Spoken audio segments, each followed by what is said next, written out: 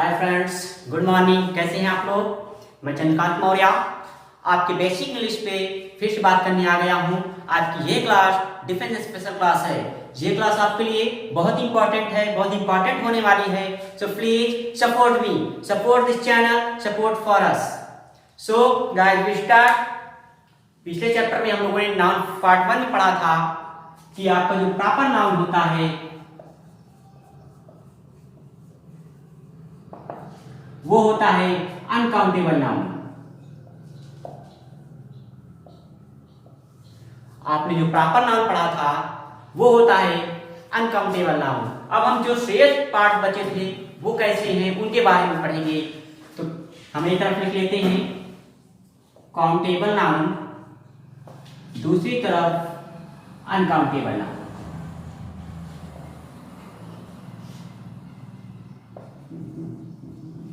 सबसे पहले हमने बताया था प्रॉपर नाउन क्या होता है, काउंटेबल अनकाउंटेबल होता है।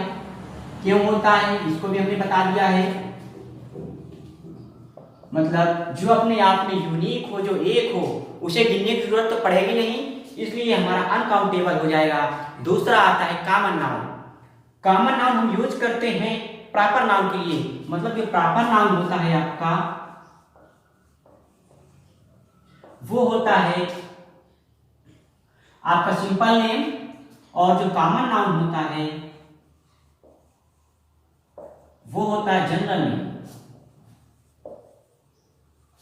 जो आपका प्रॉपर नाउन है वो आपका पार्टिकुलर नेम होता है, जो पार्टिकुलर नाम लेते हैं आप। जो प्रॉपर नाउन है आपका होता है पार्टिकुलर नेम, जो कॉमन नाउन होता है वो आपका होता है जनरल नाम, जनरल नेम होता है। इसलिए हम कॉमन नाउन को रखते हैं काउंटेबल में। क्योंकि मान लीजिए कॉमन नाउन के अंदर हमने एग्जांपल लिया बॉय का, तो बॉय को तो आपको गिनने की जरूरत पड़ सकती है ना, इसलिए हम बॉय को रखते हैं कॉमन नाउन में। अब बात करते हैं मटेरियल नाउन की। तो मटेरियल नाउन भी आपने अपने आप में क्या होता है, एक होता है। मटेरियल नाउन को भी गिनने की आवश्यकता नहीं पड़ती। अगर अदर वे में देखते हैं, मान लीजिए आपके सामने रखा मिल्क, तो क्या मिल्क को गिनने की आवश्यकता है आपको? बिल्कुल नहीं है मिल्क को गिनने की आवश्यकता। इसलिए मिल्क हमारा मटेरियल नाउन भी हो गया, अनकाउंटेबल नाउन। अब बात करते हैं एब्स्ट्रैक्ट नाउन की। तो एब्स्ट्रैक्ट नाउन भी आपका क्या होगा, अनकाउंटेबल नाउन होगा। क्योंकि जो एब्स्ट्रैक्ट नाउन है, मान लीजिए आपके अंदर ऑनेस्टी की फीलिंग है, मान लीजिए आपके अंदर ऑनेस्टी ब्रेवरी की फीलिंग्स हैं, तो क्या उनको आपको गिनने की जरूरत है? क्या आप उनको गिन सकते हैं? बिल्कुल नहीं। इसलिए हमारा अनकाउंटेबल हो जाएगा एब्स्ट्रैक्ट नाउन। अब लेकिन हम बात करते हैं कलेक्टिव नाउन की। तो कलेक्टिव नाउन क्या है, काउंटेबल है या अनकाउंटेबल है? इसको देखिए, इसमें थोड़ा सा कठिनाई आ सकती है, लेकिन देखते हैं। जो आपका कलेक्टिव नाउन है इसको हम 2 पार्ट में डिवाइड करते हैं। पहला self complete meaning, second non complete meaning.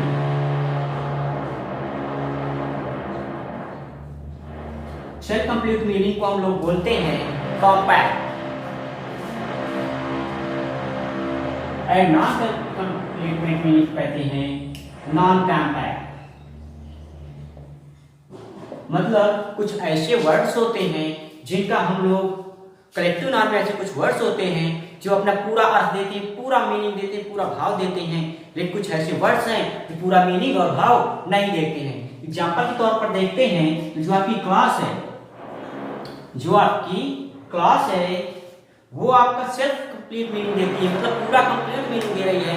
इसलिए जो कंप्लीट मीनिंग दे वो होता है हमारा काउंटेबल नाउन, वो होता है हमारा काउंटेबल नाउन। एंड जो हमारा फुल कंप्लीट मीनिंग ना दे, जैसे प्रेज, प्रेज क्या आपका फुल कंप्लीट मीनिंग दे रहा है? नहीं दे रहा है, इसलिए ये हो जाएगा हमारा अनकाउंटेबल नाउन। इसके लिए हमें बताना पड़ेगा द प्रेज ऑफ लायंस।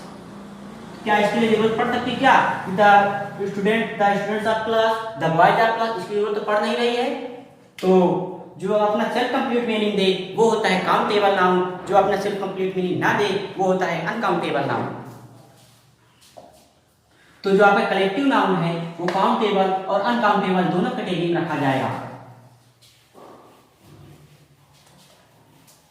अब हम बात करते हैं कि सेंटेंस में कैसे पहचानेंगे कि नाउन है, कौन सा पार्ट नाउन है, कौन सा प्रोनाउन है, कैसे मतलब कि स्पेसिफाई कैसे करेंगे इसमें नाउन क्या है। मान लीजिए कोई क्वेश्चन लिखा है Ram bought a new car, Ram ने एक नई कार खरीदी। तो अब हमें नहीं पता कि इसमें नाउन क्या है, कैसे इसको पहचानेंगे नाउन क्या है। तो मैं आपको तीन तरीके बता रहा हूं, तीन चीजें बता रहा हूं। यदि सेंटेंस में व्हाट,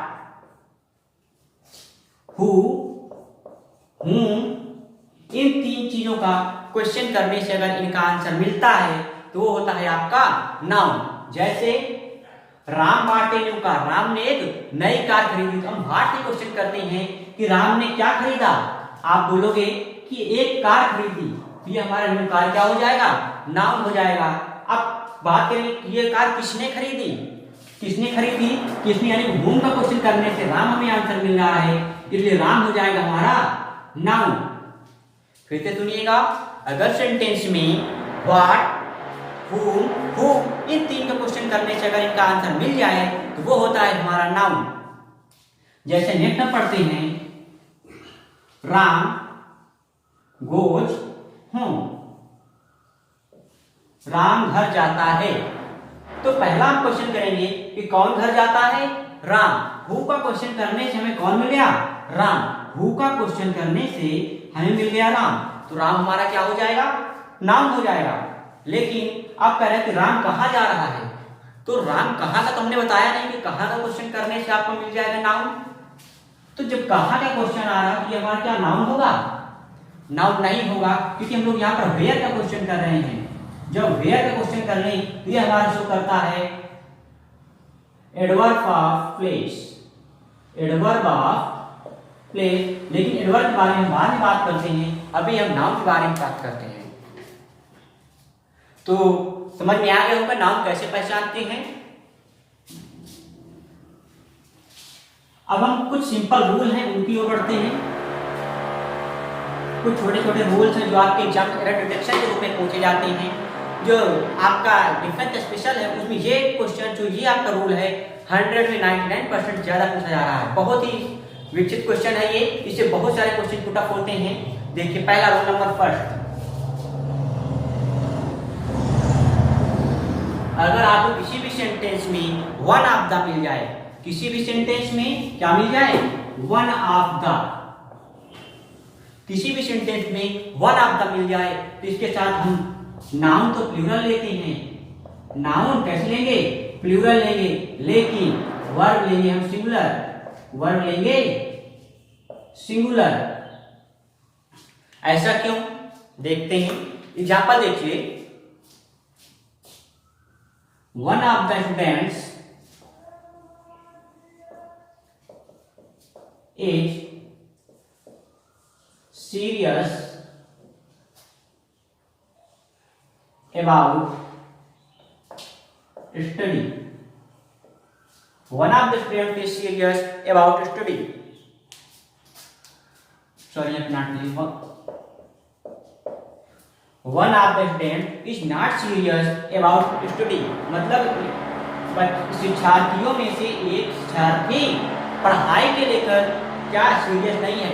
तो यहाँ पर कह रहा है कि वन ऑफ द स्टूडेंट, मान लीजिए कोई इतने सारे स्टूडेंट्स बैठे हैं, ये सारे आपके स्टूडेंट्स बैठे हैं, कहते वन ऑफ द स्टूडेंट्स मतलब इन स्टूडेंट्स में से एक स्टूडेंट इसकी बात कर रहा है, मतलब इन सारे स्टूडेंट्स में से एक इसकी बात कर रहा है। तो यही हमारा हो जाएगा रूल नंबर फर्स्ट। तो अगर हम एक की बात कर रहे हैं तो है तो कई सारे लोग, इसलिए नाउन तो हम लेंगे प्लूरल। लेकिन जब इन सब में से एक की बात कर रहा हूं, बेसिकली एक क्यों निकाल रहा है, तो हम वर्ब लेते हैं उसी के अकॉर्डिंग, क्योंकि काम तो वही कर रहा है ना। इसलिए जो एक अकेला निकलेगा उसी के अकॉर्डिंग हम लेंगे वर्ब। सेकेंड एग्जांपल देखते हैं, चलिए आगे देखते हैं rule number second.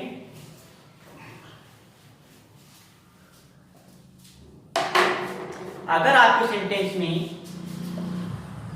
Each, every ये वर्ड मिल जाए तो आपका जो नाउन होगा वो भी सिंगुलर होगा एंड जो वर्ब होगी वो भी सिंगुलर होगी। ईच और एवरी दोनों का मतलब हमारा क्या होता है? दोनों का मतलब ये होता है प्रत्येक। अगर इनको डिवाइड रूप में लिखें क्या लिखेंगे? प्रति प्लस एक। मतलब यहां पर सिर्फ एक की बात कर रहा है, इसलिए यहां पर ये भी क्या हो जाएगा? वर्ब भी सिंगुलर और नाउन भी सिंगुलर। जैसे एवरी एग्जांपल लेते हैं, एवरी बॉय इज इंटेलिजेंट। अब हम बात करते हैं नेक्स्ट रूल की।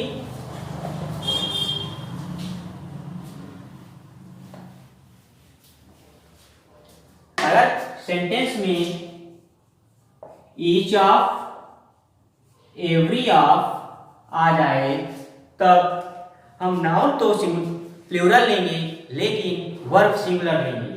अगर सेंटेंस में ईच ऑफ, एवरी ऑफ आ जाए तो नाउन आपका कैसा होगा? प्लूरल होगा एंड वर्ब क्या होगा? सिंगुलर होगा।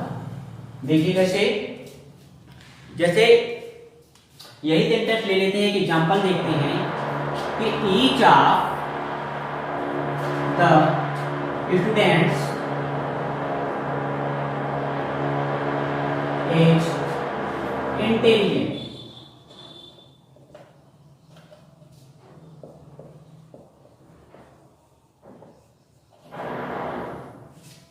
मतलब each of the students is intelligent. जब तो सेंटेंस में ईच ऑफ आ जाए तो वर्ब कैसे लेते हैं? सिंगुलर लेते हैं, लेकिन जो आपकी नाउन है उसको हम लेंगे प्लूरल। तो ईच ऑफ के साथ नाउन प्लूरल, वर्ब सिंगुलर। देखिए कैसे correct, each of the students मतलब प्रत्येक बच्चों की बात कर रहा है, इसलिए वहां पर हमारा नाउन क्या हो जाएगा? सिंगुलर हो जाएगा और वर्ब कैसी होगी? प्लूरल होगी। अब हम लोगों को बहुत सारी प्रॉब्लम्स इस चीज में आ जाती है कि कोई चीज सिंगुलर है या प्लूरल है, कैसे पता करेंगे? इस चीज पे काफी सारी प्रॉब्लम्स आती हैं, उन चीजों को देखते हैं हम। मतलब रूल नंबर 4, रूल नंबर 4 आपका कहता है दुनिया में हर वो चीज जो दो पार्ट से मिलकर बनी होती है उसे हम प्लूरल की कैटेगरी में रखते हैं। दुनिया में हर वो चीज जो दो पार्ट से मिलकर बनी होती है उसे हम प्लूरल की कैटेगरी में रखते हैं। जैसे आपका हो गया पैंट, क्या हो गया? पैंट। ये भी आपको दो चीजों से मिलकर बना है, इसलिए हम इसको कभी पैंट नहीं बोलते, इसलिए इसको हम कभी पैंट नहीं बोलते, क्या बोलते हैं? पैंट। ऐसे हम बोलते हैं शर्ट्स, ऐसे हम बोलते हैं शूज, ऐसे हम बोलते हैं स्पेक्टिकल्स, ऐसे हम बोलते हैं गॉगल्स, ऐसे हम बोलते हैं सीजर्स, एक्सेट्रा वर्ड्स। ये सब वर्ड्स को हम क्या कहते हैं? प्लूरल कहते हैं। अगर हम इन सब चीजों के एक पार्ट को हटा दें तो क्या ये कभी यूज में आएंगे? तो ऐसे वर्ड्स जो दो पार्ट से मिलकर बना हो और एक पार्ट हटा दिया जाए और वो यूजलेस हो जाए तो ऐसे वर्ड ऑलवेज प्लूरल होते हैं। जैसे आपके सामने एग्जांपल रखे हुए हैं।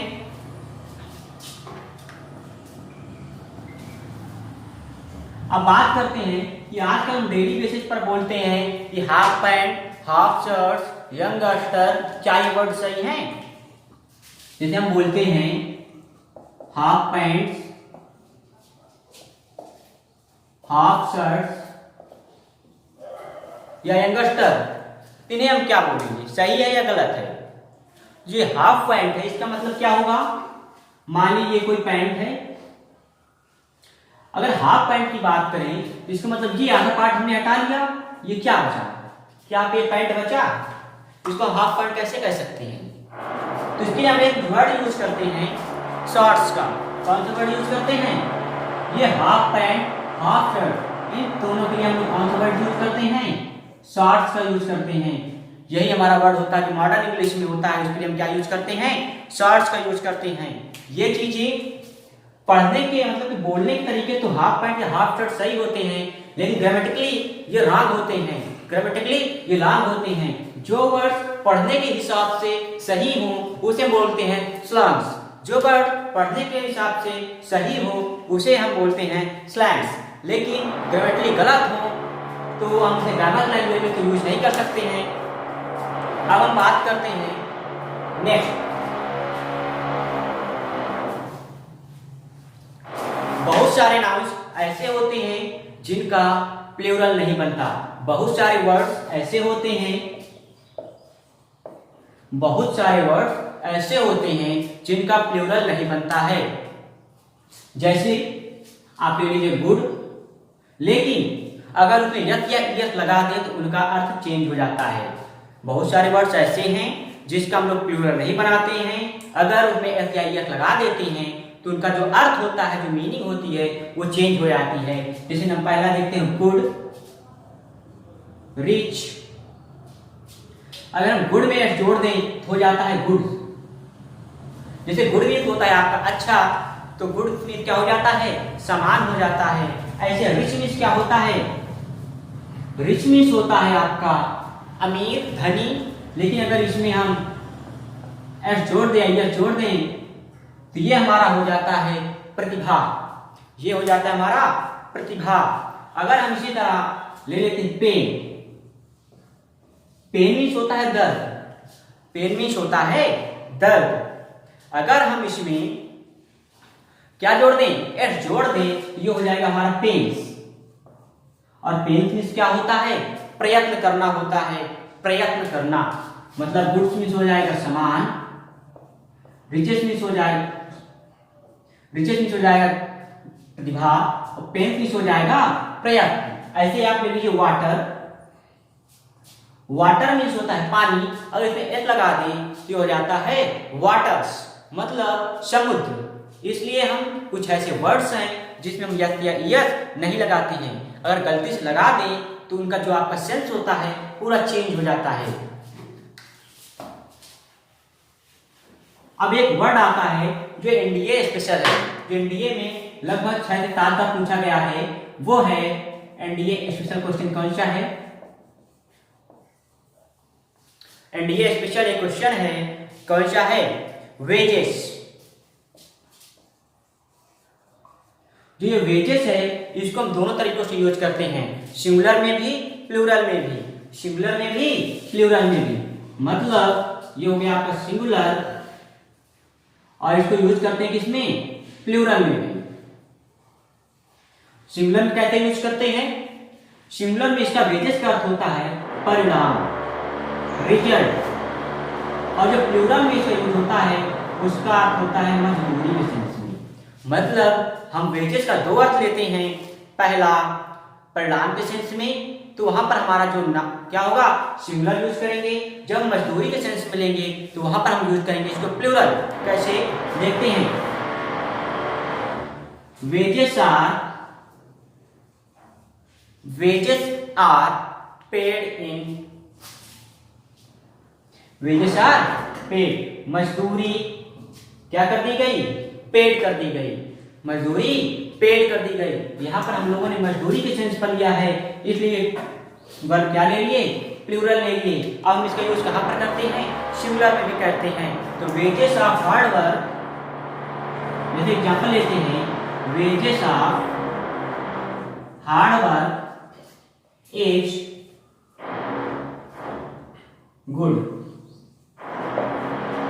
जो कठिन परिश्रम का परिणाम होता है वो अच्छा होता है, जो कठिन काम का परिणाम होता है वो अच्छा होता है। इसलिए हम वेजेस को दोनों तरीके से यूज कर सकते हैं, चाहे वो आपका सिंगुलर हो चाहे प्लूरल हो। लेकिन अगर सिंगुलर में यूज करेंगे तो उसका सेंस अलग होगा, प्लूरल में यूज करेंगे तो उसका सेंस अलग होगा। अगर हम वेजेस का यूज परिणाम के सेंस में करते हैं तो हम लेंगे सिंगुलर, और मजदूरी के सेंस में लेंगे तब हम लेंगे प्लूरल। एक वर्ड आप लोग डेली बेसिस पे यूज करते हैं, कहते हैं what is your goods name, कहते हैं what is your goods name. दूसरा व्हाट इज योर नेम। इनमें बताइए कौन सा वर्ड सही है कौन सा गलत है। कौन सा वर्ड सही है, कौन सा वर्ड गलत है। तो देखिए कह रहा है कि what is your good name sorry, what is your good name, मतलब शुभ अच्छा नाम आपका है। क्या किसी का नाम अच्छा होता है क्या, या किसी का नाम खराब होता है क्या? सबका नाम तो एक ही तरीके से होता है ना। तो मतलब क्या हम किसी को नाम गलत कर सकते हैं, किसी के नाम को मतलब कम अच्छा कर सकते हैं? नाम तो सबका ही होता है ना अच्छा, इसलिए जो हम इसमें गुड वर्ड यूज करते हैं ये ग्रामेटिकली रॉन्ग होता है। इसलिए हम कभी भी अपने लैंग्वेज में डेली बेसिस पे किसी से भी ये क्वेश्चन ना पुट अप करें कि what is your good name. इसके अतिरिक्त हम यही यूज करें कि what is your name. Good word use ही नहीं कर सकते क्योंकि नाम तो सबके एक जैसे ही होता है।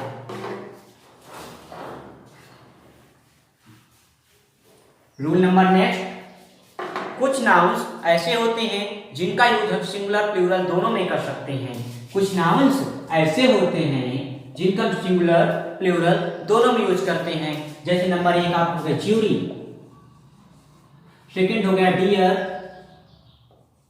Fish, jury, deer, fish, aircraft etcetera. Jury हो गया, डियर हो गया, फिश हो गया, एयरक्राफ्ट हो गया, इनका हम सिंगुलर और प्लूरल दोनों में यूज करते हैं। अगर हम यहाँ पर फिश की बात करें, बेसिकली मेनली फिक्स की बात करें, अगर हम इसमें ईएस लगा भी दें तो इसका जो सेंस होता है वो चेंज हो जाता है। अगर हम ईएस लगा दें इस पूरे का सेंस चेंज हो जाएगा और ये कहलाएगा आपका मछलियों का समूह, विशेष मछलियों का समूह। सो गाइस आज यहीं तक रखते हैं। नेक्स्ट हम बात करते हैं रूल नंबर 3 की, सॉरी पार्ट 3 इसका हम पढ़ेंगे। सो आप लोग इसको लाइक करना, सब्सक्राइब करना, शेयर करना ना भूलना। कल तक के लिए आपको बहुत सारा धन्यवाद, देखने के लिए आपको बहुत सारा धन्यवाद। Bye bye, tata, see you.